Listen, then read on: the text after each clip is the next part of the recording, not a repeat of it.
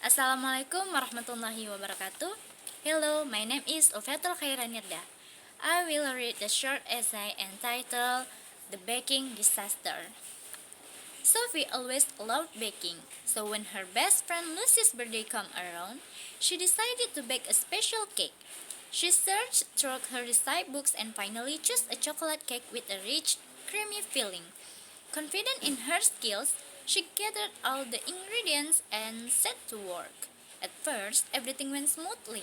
Sophie measured the flour, sugar, and cocoa powder perfectly, and she mixed the batter until it was smooth and silky. She preheated the oven and poured the batter into the cake pans. Feeling satisfied, she placed the pans into the oven and set the timer. While the cake baked, Sophie began preparing the filling. She melted chocolate and butter in a saucepan, stirring constantly to make sure it didn't burn. As the filling thickened, she tasted it and smiled. It was delicious, just as she had imagined. However, when the timer rang, things began to go wrong. Sophie opened the oven and noticed that the cake hadn't risen properly. It looked flat and uneven, not like the picture in her recipe book. She took the cakes out and realized that she had forgotten to add baking powder.